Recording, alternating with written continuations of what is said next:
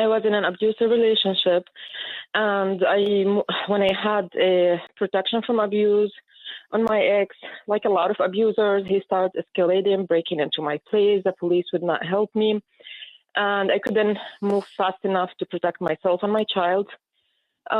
He raped me, and I reported that on the PFA, which is a protection from abuse. And I moved away from him to another county that's like 70 miles away. I moved because I bought a house there. It was cheap housing, everything. As soon as I moved, I was targeted by CYS there.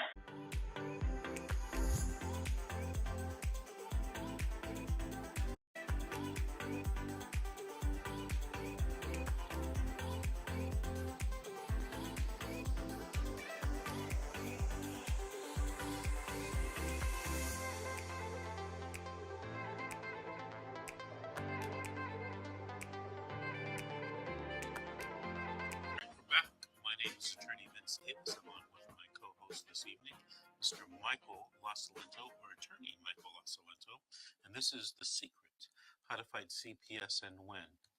All right, let's take our call right now. Let's talk to Susan in Pennsylvania. Susan, did you have a story to tell or a question to ask? Hello? I'm here. Yes, do you hear me? Loud and clear, Susan. Did you have a story or a question? Oh, okay. Well, it's a story, actually. That's not my real name because I do have an open case with CYS. I'm in Pennsylvania. And I don't know where to start. So in 2019, I was in an abusive relationship. And when I had a protection from abuse on my ex, like a lot of abusers, he started escalating, breaking into my place. The police would not help me. And I couldn't move fast enough to protect myself and my child. He raped me, and I reported that on the PFA, which is a protection from abuse. And I moved away from him to another county that's like 70 miles away. I moved because I bought a house there. It was cheap housing, everything. As soon as I moved, I was targeted by CYS there. The CYS there have like really bad records, corruption, abuse of power with the legal government. It's a small town, not very friendly to outsiders. I was pregnant with his child, and there was nothing on me. The caseworker started coming, and she was not very respectful. At one point, I told her that she's not allowed in my home before I call a lawyer, and that's my right. She started telling me, well, everyone says this is a poor area, you cannot afford it. I told her my finances are my problem, so please respect me. And next day, as a retaliation, I opened my door. I saw that she brought the city, and they put a sign on my door saying my house is unlivable. So she came back, and she told me, well, I'm going to open a case right now for homelessness. I tried to work with her. I tried to work with the city. I went and rented a room with a lady in the same neighborhood, and that case was approved. And I tried to work whatever they said. I did. She wouldn't close the case. She made it a condition that I have to get my house back. And I told her that I'm not homeless. I'm living in a place that was approved, so there's nothing in the law that says a mother has to have her own place, So anyway, as soon as I gave birth to my baby, I moved out of the county, and I informed her. And instead of moving the case with me, because it was not, I still had the legal custody and the children were not removed, then they kind of, and it's hard to say this, they ambushed me. They told me if I come back, then they will help me get my house back. As soon as I came back, a few days after, they called the police and they removed my children. Now, there was no imminent danger. There was nothing even in the court document. It says that the reason of removal is, the house. So it's purely financial reasons. The judge returned my kids and the adjudication hearing 10 days after. And at this time, I was not aware. I did not know. I never been in this situation. I did not know I moved like less than 24 hours. They put an Amber Alert on me. They accused me of kidnapping my kids. They took me to jail. They took my kids. They gave my son to foster because his dad is deceased, and my family are out of state. They gave my baby to the father, despite the PFA, the police record, everything, and they gave him full custody. Their judge, the same CYS judge, took the legal proceedings despite the conflict of interest. I told him that, I had a job offer. I have everything, all evidence, the email, everything. He refused to listen to me. He denied me speedy trial. He denied me even my child going with family. He kept doing continuance after continuance, and every continuance was 2 and 3 months for no reason. And there's a law here saying if a child stays in foster care for 15 months, then he should go for adoption. So when I hit 14 months and I was in jail, I told him, you know what?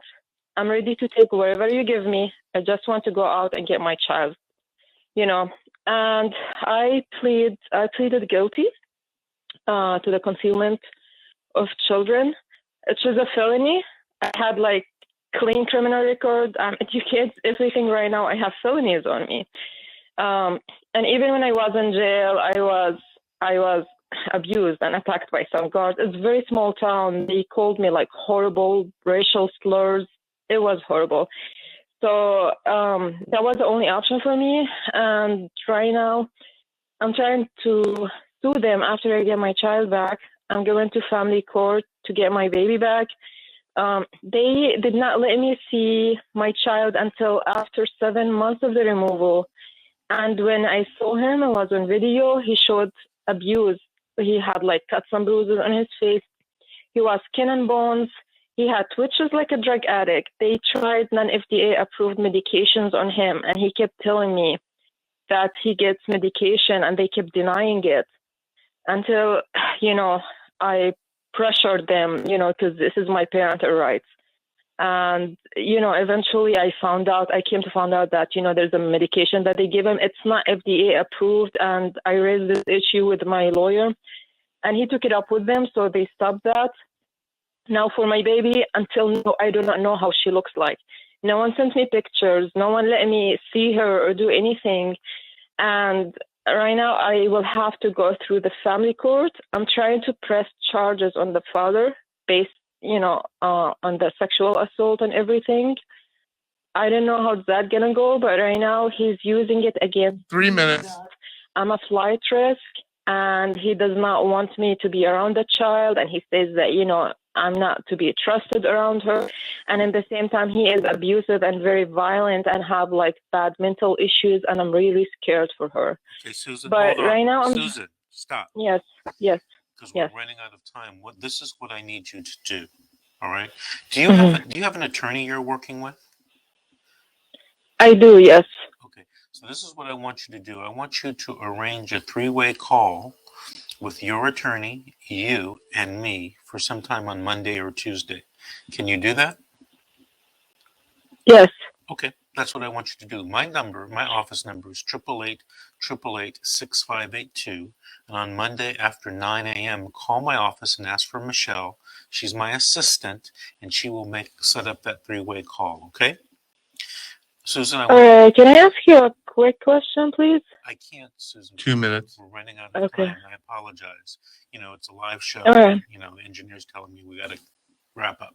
Susan, thank you for calling. Thank you for listening. And maybe you can call us back in about 3 or 4 weeks and give us an update. All right? Thank you, Susan. Mr. Michael LaSalento, Mr. Attorney Michael LaSalento, I want to thank you for co-hosting the show this evening. It's really appreciated. Tell us your telephone number once again and your email so that people can contact you.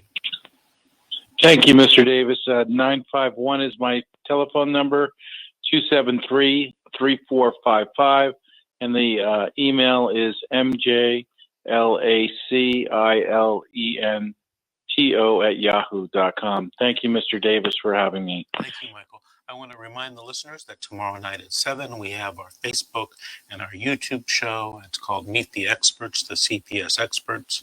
So it will be me interviewing an attorney, and we'll be talking about CPS cases and answering questions regarding CPS cases. Otherwise, thank you all for listening, and we'll see you next week on the radio.